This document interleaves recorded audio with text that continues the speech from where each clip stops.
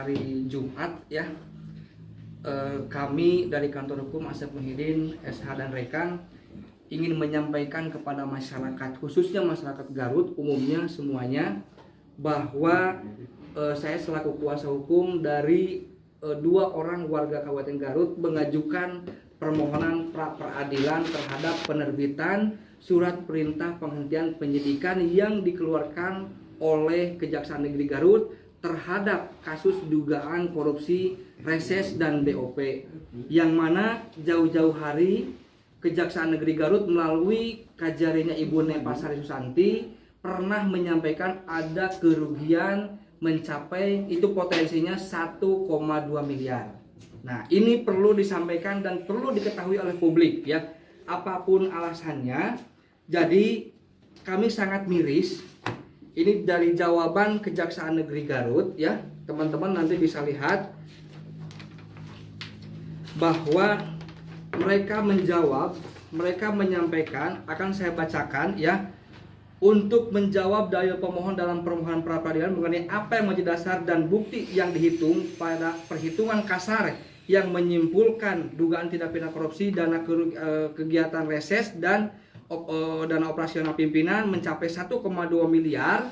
Perlu dipahami bahwa pernyataan yang dikeluarkan oleh Dr. Nepasari Susanti SHMH selaku Kepala Kejaksaan Negeri Garut pada saat itu merupakan estimasi atau indikasi kerugian keuangan negara berdasarkan tahap penyidikan yang masih berlangsung, tetapi tidak menyebutkan apa yang menjadi dasar perhitungan estimasi 1,2 miliar tersebut. Kita kejar, kita tanya.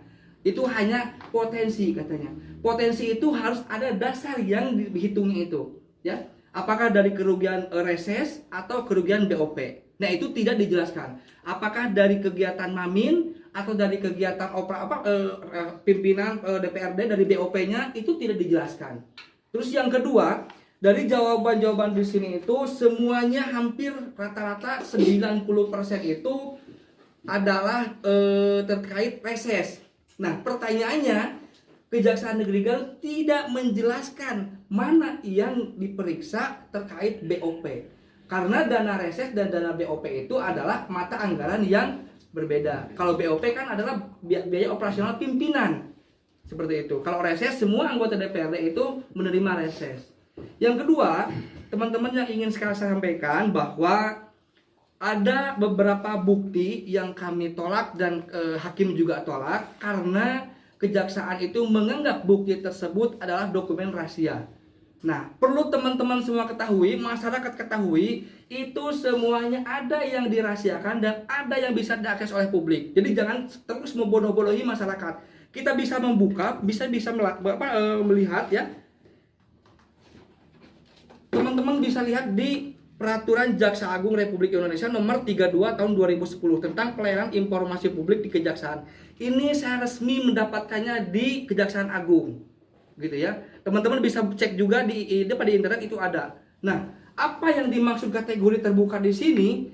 Surat-surat internal Kejaksaan, hasil pemeriksaan terkait dengan penanganan perkara pidana itu bisa diakses dan harus disediakan setiap saat oleh Kejaksaan. Jadi kategori rahasia itu yang dari mananya gitu ya. Padahal di sini ada beberapa hal itu yang memang bisa diakses. Seperti contoh gitu ya. Kami akan sampaikan di sini biar tidak disebutkan ini rahasia negara, ini bukan rahasia negara gitu ya. Jadi sangat aneh gitu ya. Sangat lucu Kejaksaan ini. Karena selalu mau dibilang itu adalah dokumen rahasia negara. Kalau hasil BAP itu betul, itu tidak boleh disampaikan kepada publik karena dilarang hasil BAP kecuali sudah di persidangan. Nah, yang ketiga teman-teman ya, saya di sini ingin menyampaikan Kejaksaan Negeri Garut jangan-jangan dalam tanda kutip, bukan saya menjustis, ada oknum yaitu di Kejaksaan Negeri Garut untuk memproduksi informasi atau kabar hoax. Kenapa saya bisa menyampaikan seperti itu?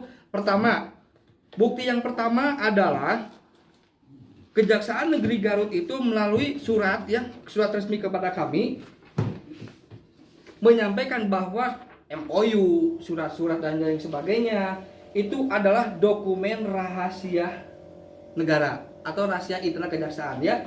Itu melalui surat nomor 12 tahun 2022. Itu dari Kejaksaan Negeri Garut ini. Jadi kayak perjanjian kerjasama dengan pihak ketiga, atau ada surat internal, terus surat hasil telahan, atau dokumen pendukung untuk membuat keputusan, itu dokumen rahasia. Itu menurut versi kejaksaan. Kami pastikan Kejaksaan Agung itu telah berkirim surat juga kepada kami. Ya. Jadi apa yang barusan saya sampaikan itu menurut Kejaksaan Agung itu adalah dokumen yang bisa diakses oleh publik. Jadi kenapa tadi saya sampaikan bahwa Kejaksaan Negeri Garut dalam tanda kutip ada oknum tempat membuat informasi hoax itu untuk menyesatkan masyarakat supaya seolah-olah penegak hukum ini tidak salah ya.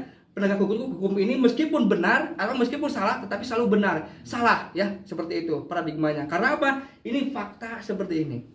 Kejaksaan Agung bilang harusnya terbuka dan transparan, tetapi Kejaksaan Negeri Garut dibilangnya itu adalah dokumen rahasia. Aneh. Langkah berikutnya langkahnya dari tim kuasa sendiri seperti apa yang terkait hal tersebut. Jadi langkah-langkahnya yang pertama untuk pra peradilan kita akan menunggu putusannya itu hari ini jam 3. Apakah dikabulkan atau tidak. Nah, tetapi kalau melihat daripada hukum acara dan SOP ya, sebagaimana diatur di dalam Peraturan Jaksa Agung nomor 17 tahun 2014 tentang perubahan atas Peraturan Jaksa Agung nomor 39 tahun 2010 tentang tata kelola administrasi dan teknis penanganan perkara tindak pidana khusus. Itu ada jangka waktunya. Berapa lama penyelidikan? Berapa lama penyidikan? Kalau itu tidak dipenuhi, maka otomatis produk yang dihasilkannya itu adalah cacat secara formil. Ketika cacat secara formil, otomatis itu bisa batal demi hukum. Sehingga saya berharap hakim yang memeriksa ini dapat mengabulkan permohonan kami karena penghentian SP3 diawali dengan produk yang cacat formil. Seperti itu. Terus yang kedua, ya, dari SP3 ini Kejaksaan Negeri Garut tidak mampu membuktikan adanya labangdik atau laporan perkembangan penyidikan. Itu adalah waktunya itu adalah 30 hari pertama, 20 hari kedua gitu ya. Terus ada juga 20 hari pertama lagi, 30 hari kedua lagi. Nah, itu tidak ditempuh oleh Kejaksaan Negeri Garut waktu itu. Ya. Jadi dalam hal ini otomatis secara formil jelas ada hukum acara yang dilanggar, ada SOP yang dilanggar. Seperti contoh waktu kemarin Peggy Setiawan, ada tidak dipanggilnya atau diundangnya Peggy Setiawan ketika menjadi seorang tersangka. Saksi dulu gitu, tiba-tiba jadi tersangka langsung diperiksa, itu kan tidak boleh. Seperti itu. Nah, seperti ini dikembali ke kasus ini. Jadi tiba-tiba dihentikan. Tetapi secara formilnya ini tidak ditempuh, tidak dilalui seperti itu. Jadi sekarang bukti yang dimiliki hingga akhirnya mau pra peradilan apa buktinya? Bukti kami Ya, yang dikantongi. Yang dikantongi karena ini adalah hukum acara, jadi kami berpacu atau berkorban kepada Peraturan Jaksa Agung ini dan KUHP. Itu yang pertama. Yang kedua, bahwa ada potensi kerugian yang disampaikan oleh Dr. Nepa Sari Susanti 1,2 miliar. Pertanyaannya, kerugian itu apakah sudah dikembalikan atau memang omong-omong saja, bohong, atau memang seperti apa? Yang ketiga, ada penggeledahan. Ya, penggeledahan itu adalah untuk memenuhi kekurangan, ketidaklengkapan. Bukan tidak lengkap, tidak ada bukti, tetapi kekurangan bukti. Kalau tidak ada bukti berarti semua tidak ada. Tapi kalau kekurangan bukti itu otomatis ada yang kurang. Seperti contoh kwitansi. Nah, kemarin sempat ditantang juga kejaksaan itu oleh masyarakat. Kalau kejaksaan mau, ayo masyarakat akan bantu untuk membongkar kasus dugaan korupsi BOP dan RS ini. Tapi kejaksaan diam. Gitu. Jadi, kalau menurut saya, ini tidak akan selesai satu kali pra peradilan. Itu akan terjadi 2 kali pra peradilan. Itu.